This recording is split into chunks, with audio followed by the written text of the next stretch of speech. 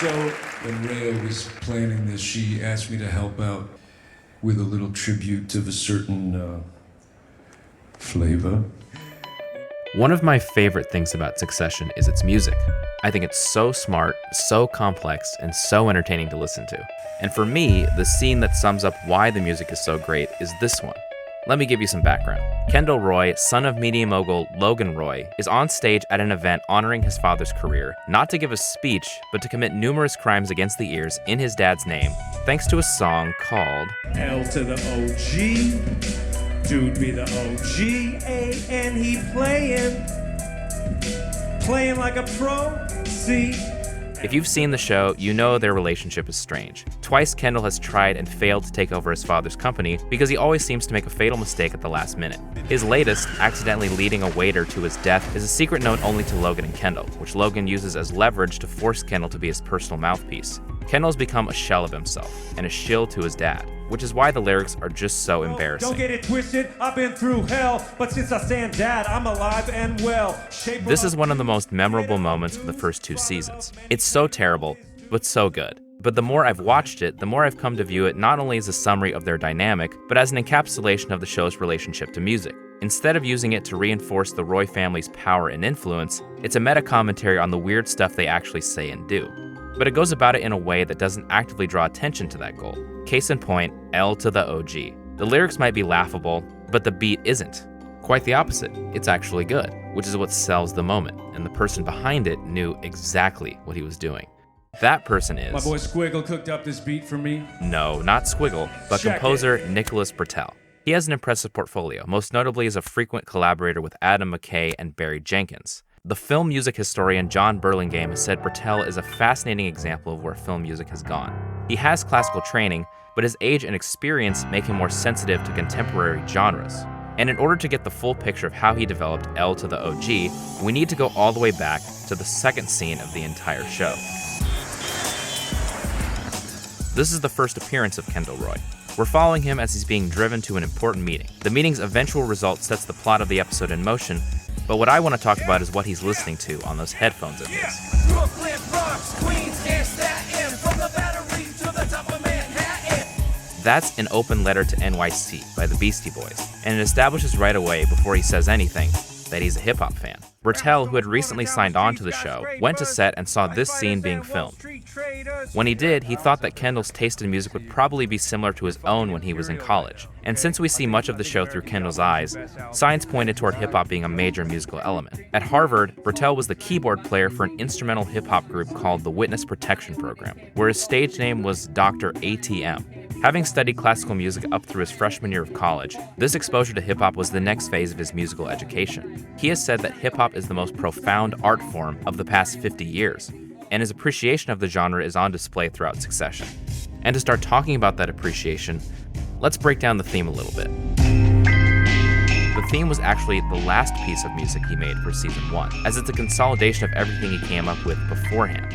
First, he needed to figure out the classical elements. He drew heavily from the Baroque era of classical music, and a popular key to compose in was C minor. The darkness and uber-classicalness of C minor Baroque music helped him answer his guiding question for the score.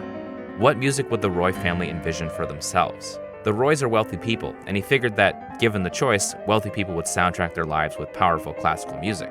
But another question that was probably in the back of his mind was, how can we twist the Roy's self-image into something more realistic? I am surrounded by snakes and fucking morons! The answer? Create the musical equivalent of a malfunctioning roller coaster. For the theme, he did this by playing dissonant chords on a purposely out-of-tune piano, putting in some panicky strings, and the kicker, very loud 808s. Britell intentionally mixes the 808s too high, further emphasizing the family's disjointedness. In addition to his ability to create unique genre fusion, he's an actual former finance guy. After college, he worked at Bear Stearns, where for a few years he was a currency trader, which is what he was doing when the Great Recession of 2008 came along and folded the firm.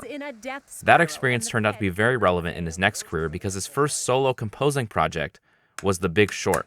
With this movie, he got his first opportunity to figure out what finance and business could sound like, and what he came up with centered around creating musical instability. One motif is a bunch of layered piano lines that purposely aren't played in time. Another one is just mouse clicks and computer sounds. And at the end of the movie, there's a 12-minute solo piano piece, when every other piece of score is less than 3 minutes.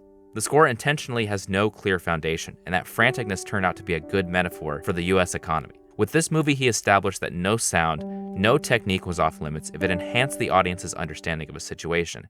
He took to Succession that same sense of instability. This leads into the last element of Britell's skill I want to discuss, his ability to make unexpected choices.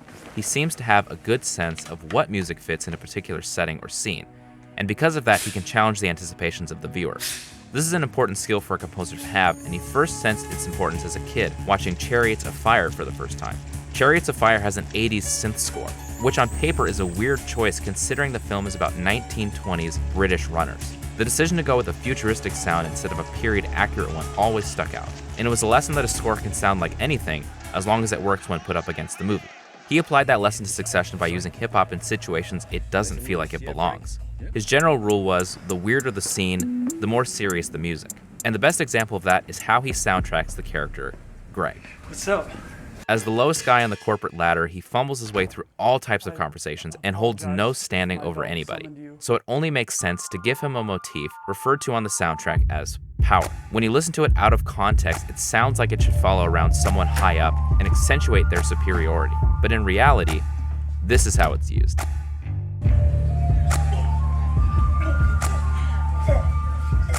Hey, hi, I'm involved in a criminal conspiracy. Oh, really? Yes I am. Pretty great view, huh? I'm in out there, not me. It's a weird but great choice, one of many Britell has made in Succession.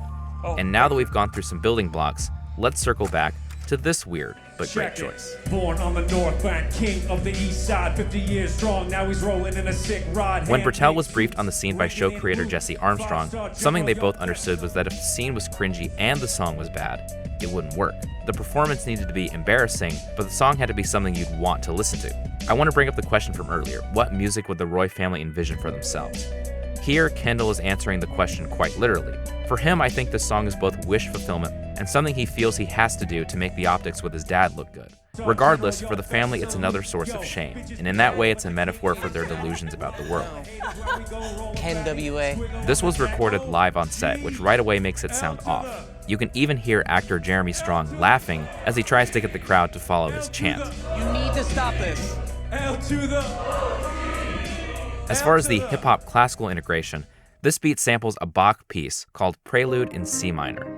This keeps it in line with the rest of his C minor music while taking advantage of sampling, a hip-hop convention Britell likes a lot. This is how he slips the classical influence into this hip-hop dominated track, and to take it one step further, he samples one of his own themes from season 1.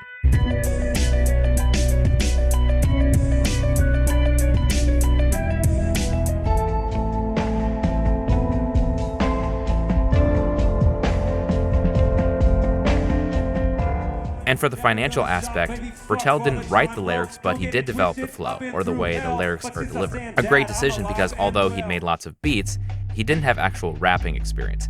That lack of polish works well for a finance bro who fancies himself a rapper. But most importantly, this song fits the situation. Kendall is going through an identity crisis, and that crisis is nearing its apex. He took the time to write a rap, make a pinstripe jersey, and hire a guy to make a beat, all to publicly praise his abusive father. It's here where Kendall is nearing his lowest point, and the actual energy of the song is a good way to express the irony of that situation. Your mouth at the king, just pucker up, bitch, and go kiss the ring. Of course, this is only one small part of Britell's entire body of work for the show. The majority of the music veers on the classical side, and all of it works incredibly well.